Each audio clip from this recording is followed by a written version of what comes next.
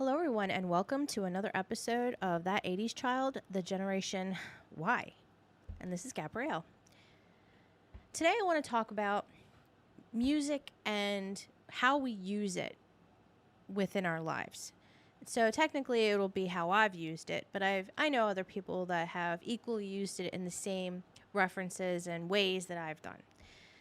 So, this is nostalgic in a way of talking about growing up, the different types of music that I listen to. It might not necessarily be the same music that you listen to, but it is nostalgic for me. And also, it will be discussing kind of growing up, I went to a Catholic school. It was small, and I'm also growing up being bullied. So, there's going to be some more dynamic to this conversation. It's not going to be happy-go-lucky all the time.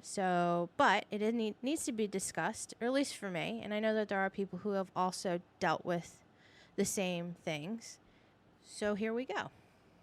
Music for me, and if you've read any of my blogs, I have the one that's Music and the Writing Process, A Match Made in Heaven, that certain songs can invoke just some really awesome, imaginative scenes and able to get some inspiration into what you're writing. And I know that I use it a lot for just sitting and daydreaming sessions, to be honest. And that a lot of my ideas come up that way. But also, a lot of my ideas, like poetry and short stories, are more emotionally based. So the music invokes that within me. Another blog post that I posted recently was my memory-inducing music, And that was when you listen to a particular song that perhaps was played a lot during a certain time or was very prominent. Maybe the video was always on, back when MTV and VH1 actually played videos. Or that just happened to be one of your favorite songs at the time. And when you listen to it now, you can kind of be transported back to that particular moment in time that you used to listen to it.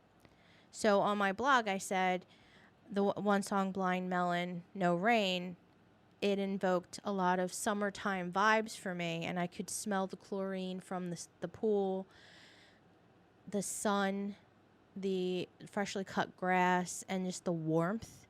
And it just takes me back to that moment. And it's very visceral. That it's almost as though I'm there. And like I said in the blog, I know I've been saying a lot in my blog, this is like a shameless plug for the blog. Please go read it on the website. I pretty much said that it was as close as you're going to get to an actual time machine. So you're not only getting the memories from that song, but you're also getting the feeling. At least for me, and I know that there are other people who have experienced stuff like that, especially people that are very, very much embroiled in music playing on a regular basis. Whether you play music yourself and also enjoy listening to it, it doesn't matter because it's part of your life and you've integrated it into everything that you do. And for me, in the beginning, music was just fun to listen, just fun. There was like you could dance to it. It was enjoyable. And then it became more of a comfort and a way of escaping the reality that I was living. And the words to certain songs rung out to me and were speaking to me about how my life was and how other people were dealing with it and how I was trying to get everything straight in my head, and to just having some really great daydreaming sessions and helping with my writing, to be creative, to be inspired. And also just to tune out people and having the music going on for long journeys. Not that I take that many long journeys, unfortunately. I'm pretty much stuck in New Jersey forever. But anyhow, when I was about 8 years old, I started to really in earnest, listen to Simon and Garfunkel and Paul Simon. Specifically Paul Simon, but I loved Simon and Garfunkel, obviously, because they're great. And my mom was a big influence on me and the type of music that I listened to. My mom was a 60s child, and she was a hippie. So she had all of the original LPs, records, and 45s from the time, and she would play them constantly. So she would play 93.3 WMMR, which played classic, like they would play like recent stuff and like, you know, things that were out at the time as well. So I was very much in the know of what was going on in the current music scene, but also what my mom would listen to throughout the years. My dad was into big band music. He was from like the older generation, like I've said, and he loved Frank Sinatra. So I had a pretty good eclectic mix to what I was listening to. So besides the stuff that was out at the time when I was younger, I was also listening to things that were at least 20 years to 30 or 40 years older. And I appreciated the writing style of Paul Simon. And he still, to this day, is my favorite songwriter. The song Patterns, if you haven't heard it, please look it up. The words are beautiful. Like, I can't even express to you how much they speak to me in a sense of how my life was, and even now, at 8 years old, you can be only so introspective to life. But when I got older, I viewed that song in a different light, and I do currently. But it's a great song. Please check it out. Listen to the words. They're great. I was listening to Paul Simon, Simon and Garfunkel, the Yardbirds, the Byrds, the Mamas and the Papas, and then I got really heavily into the Monkees when I was in, I would say, 6th, 7th, and 8th grade. So everybody's like listening to, I think it was 7th grade when Green Day Dookie came out, and that was like the biggest thing. So I remember I got a cassette single for this girl it was the Pollyanna that we had to do for the holidays. Of course, I got the girl whom I didn't like, who made fun of me consistently, and I had to buy her something, and I'm like, this bitch. But anyway, I didn't say I didn't like that music. It just wasn't prominent in what I was listening to. I knew of it. It was there, but it wasn't what I was listening to. So, of course, it just gave them, the kids, more fodder to make fun of me for whatever reason. I swear they just made up shit at some point. Like, whatever they could find incorrect about me, like, to them, they would make sure that I was aware of it. It's like, did you know that your hair is always in braids? So my mom always braided my hair, so I got made fun of that because, I was getting older. So, and my hair was super long because my mom would only trim it. I never really got a really big haircut. So in 6th grade, I got my hair cut. I got 18 inches cut off. My hair used to be down past my knees, and then all of a sudden it was up to my shoulder blades. I had straight hair. After that chop, I didn't have straight hair anymore. It was very, very curly. I didn't know how to handle it. I got made fun of because I didn't put product in my hair because I hated how it be crunchy. I didn't really know how to handle curly hair because I never had it before. And, I remember the specific point in school that I was standing in line for lunch, and I could hear these two boys behind me making mention that they could get lost in it, and they could if they just put a pen in, I would never know, and stuff like that. So yeah, that was always fun. I also started to gain weight in 7th grade. Puberty, it's the greatest thing ever. And depression, great. 7th grade, I almost failed because I just gave up. And any time that I was able to either not be there or listen to music and put my headphones on to just escape everything around me, I would. And that's what I did. I would either make a mix CD or cassette, depending on whatever I had available, and tune everything out so that I didn't have to deal. Like, I knew it was happening, but I didn't want to deal with it, because if I faced it, I think I probably would have broken down a lot more than I had, and maybe more things would have happened, and I might not be here today if it wasn't for that. And I don't say this flippantly. I do suffer from depression. I have been diagnosed with depression and anxiety, and I think I've had it for a very long time, but I've only actually just faced it and just was like, there's something obviously wrong. Let's deal with this. So I know that it stemmed from a lot of these incidents, because it does affect you mentally. And when it's consistently done on a daily basis, and that you had to deal with that from 1st grade to 12th grade, it can really mess you up. 8th grade, I switched it up a little bit. Instead of almost failing, I actually got second honors the whole year, because I actually focused more on my work than I did with the other people. And we had to do an art project. And just going back to the whole music thing, is my art project was, you either had to use pieces of paper to create a picture, like a bigger picture with those pieces of paper, or you like write the word of the color a million times to create the picture.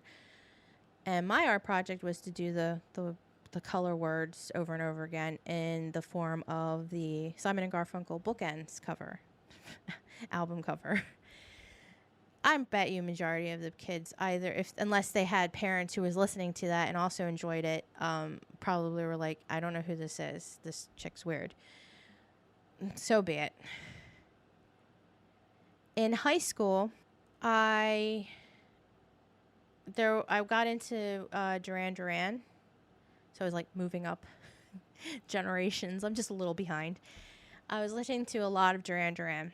The one song that got me through a lot of it was, and like in my memory-inducing music, I post about Ordinary World.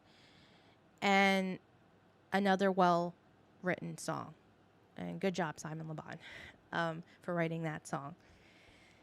And it talks about finding a world that, that you can survive in, and that, you can't cry for yesterday. I mean, go listen to it. It's awesome. Like, you can look up the lyrics, please. It's a great song.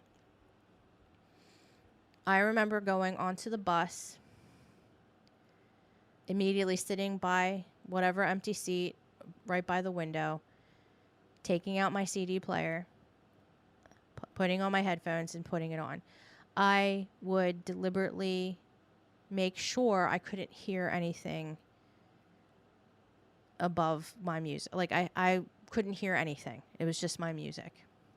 And I just wanted to tune everything out, because to this day, because of all the whispering behind my back and like stuff that I knew was being talked about me in school, when I'm at work or even out and I hear whispering behind me, I automatically start getting anxious and stressed, because I think, it's not, I know that majority of the time, and I want to say 99.9% of the time, no one is actually talking about me, because no one knows who the heck I am or even cares. So, but in school, it was obvious. I knew it was about me because I could hear it. And hence the reason why anytime I had the chance, I would put my headphones on so I couldn't hear it, so it wouldn't bother me. So I'd be somewhere else. But even today, even to this day, I have issues when I hear whispering, and it's automatically, I start like my heart starts to pound. I feel sick. And I know that, or I don't know, but I just assume that people are like, oh my God, like, what's wrong with me? Is something wrong with me? Is my shirt ripped? Is it down? Like, what? I don't know what it is, but something's obviously wrong, because they're talking about me. And I know now, current day, that's not the case. But from those instances, it's made me be really jumpy about that stuff. And to further still push the fact of bullying in school is horrible, I would leave early from lunch and homeroom when I was able to, so that I could get to my class before anybody else, the classroom. So one, I could get the furthest back seat so nobody could sit behind me. So nobody could walk behind me or go up the steps behind me, because I didn't want I didn't want to give them any reason to say anything. I just wanted to be away. I didn't want people near me. I would make sure I would get to my locker before anybody else, or I would make sure I had everything with me so I didn't have to go to my locker, so I didn't have to be surrounded by people. And I have that issue now where if anybody's behind me walking, I walk faster so I could get away. It's like I'm being chased, but I'm not. And even like I walk very fast now regularly because that's how I did it in school, and it's kind of like I've kept with it. Like I just need to get to my destination to get whatever it is I need to get done so I can get back to my origin and sit down and be left alone. It's hard to live that way because you are constantly having a lot of stuff going on in your head, like wondering what's being said, what people think. Whether or not it matters, like it really doesn't, because you are you and you do you, as they say now. Having that for so many years of what may or may not have been wrong with you, it really affects you in the long term, to the point where it's spilling over into my professional life, where I can't even, it's crippling. There are days where it's crippling, where I can't handle it, where I feel like the anxiety is so high. And when I had gotten a job in 2008 at a heating and cooling company, and for the first 3 years, I put my headphones on and I listened to my music, and I heard nothing else. The girl that I sat next to, unfortunately, was someone who made it a point to make it feel like I was in high school again. Whatever was wrong with me, she would say something about. If I made a mistake, she made sure everybody knew. She was a bitch. Yeah. And for no reason. I didn't know her from Adam. Like I didn't know her in school. I didn't know her anywhere. I've never seen her in my entire life until I worked there. And she's one of those fake people who will talk about you. And I knew for a fact she was, because other people told me, as well as there was an instance where we had like a messenger service on our computer to talk to other people in the office. And I was talking about something about my son, and she made a comment to someone else, but she sent it to me by accident, which was super embarrassing for her, which, haha, you're an idiot. But my heart dropped and my stomach dropped, like, really? Like, we're doing this? Like, how old are we? I thought I was in high school 8 years ago. Like, what the hell? So, eventually, my best friends whom I met at this job eventually got me to talk more, to get out more. She would, she was very, very persistent to make sure that I came out of my shell, regardless of what this chick said. And eventually that girl left. Thank God. And also I started to sit next to my best friend, which was the best ever. I enjoyed every moment of, I didn't mind coming into work because I was next to my best friend. We had awesome conversation. The work wasn't ridiculously hard. I wasn't stressed. It was the best. And my current job now, like the people I work with now are very nice, but there are younger people who remind me of high school girls that I have like issues with, like when I have to walk down the hallways to go and deliver something, like I have problems. And like I said, it just kind of like reignites everything. So I've had my days now currently where I'm like, I don't want to go into work, but it's not bad. Nobody wants to go into work. I understand that. But my reason is not because of the work. I actually enjoy it. I actually enjoy being busy. It's the people. If I didn't have to work with people, I'd be totally fine. And here I am taking a communication course in Drexel and wanting to do this podcast and be involved with other people and be communicating and stuff like that. But technically this isn't communicating in a sense of like a back and forth, but eventually I would like to have people on here, like I keep saying. But anyhow, so music is, you can see throughout all of this, these highs and lows, and a lot of it stemmed from having to live with horrible bullying majority of my school time. And people then wonder why I never wanted to go to the high school reunions. Let me think about that one. So yeah, it's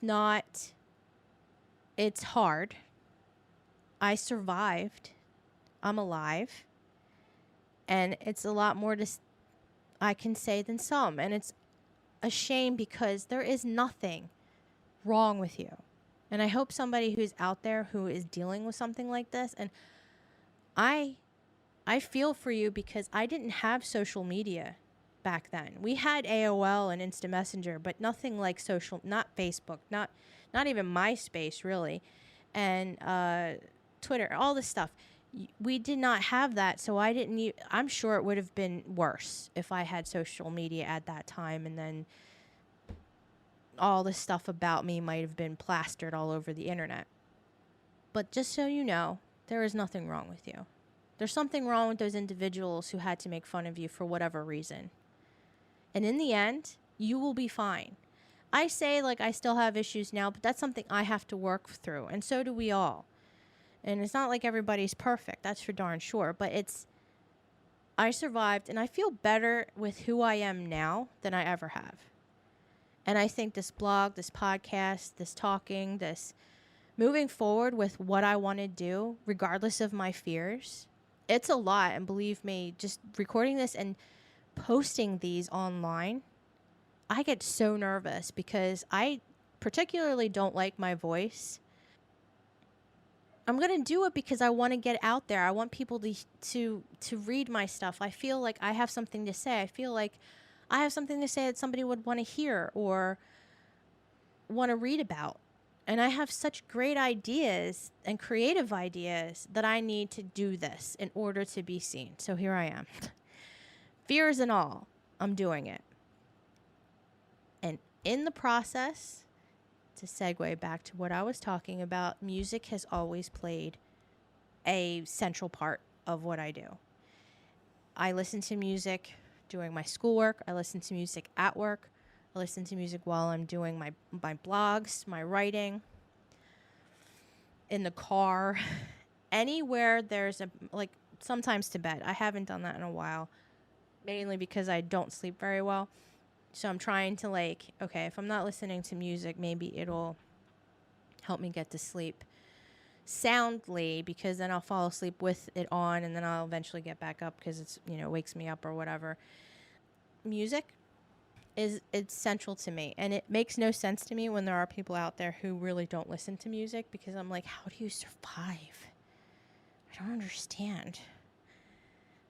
It's a part of me, and it speaks to me, it lifts me up, and it helped me to survive.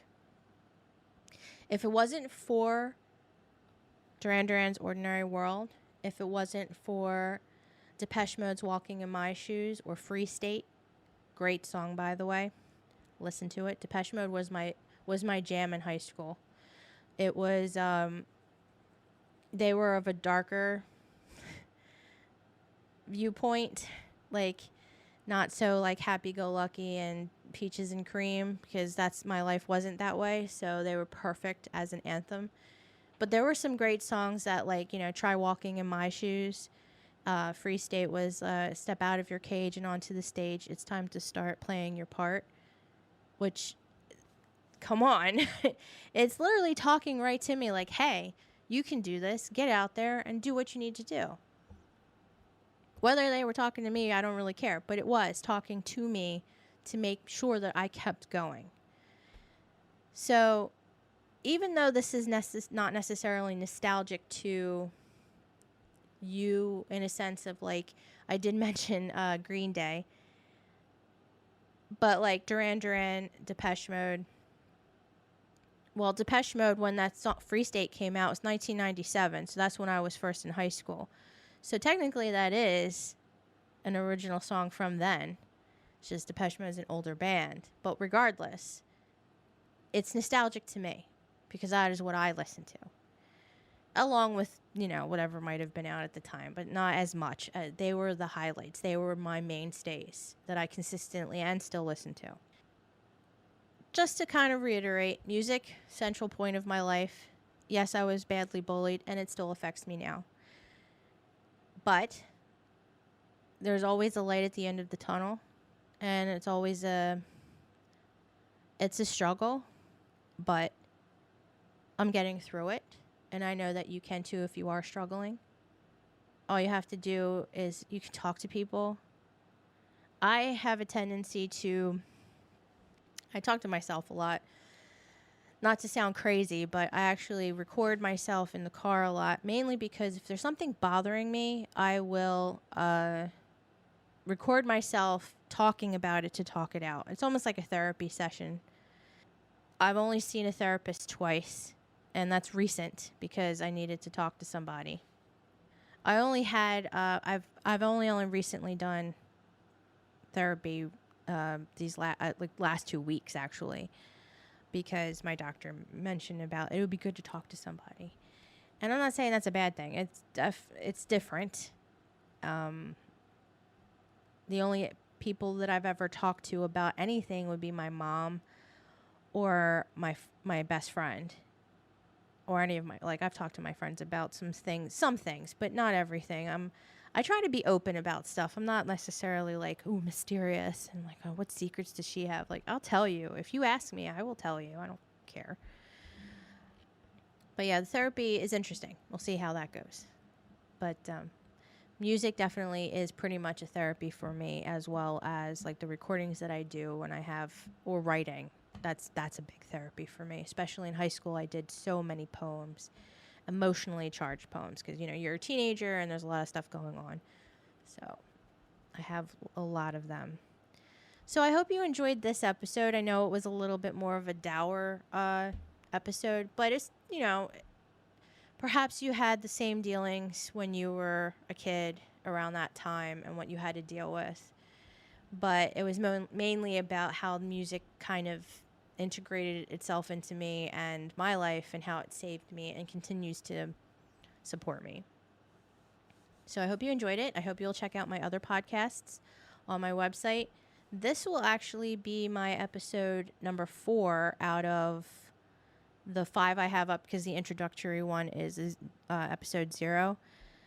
So I should be able to post these up on Spotify, because I think you needed to have 5. I'm not entirely sure. I don't know how like I said, this is new to me, but I have them up on my website. So regardless, they're there for the public to see. It's just not on a main app, which will be soon. So, and also check out my blog, the ones that I mentioned, and anything else that you have on there. I do try and do the blogs 2 times a week and the podcast 1 time a week. And I'm doing an offshoot. I'm still working on my son to help me with doing ones for gaming. We'll see if that happens. He doesn't really want to be recorded. So he's 15. What do you want? But in the interim, we'll see how that goes. And I'll be posting at least once a week for the podcast. So I hope you enjoyed, and this is That 80s Child, the Generation Y, and this is Gabrielle, signing off.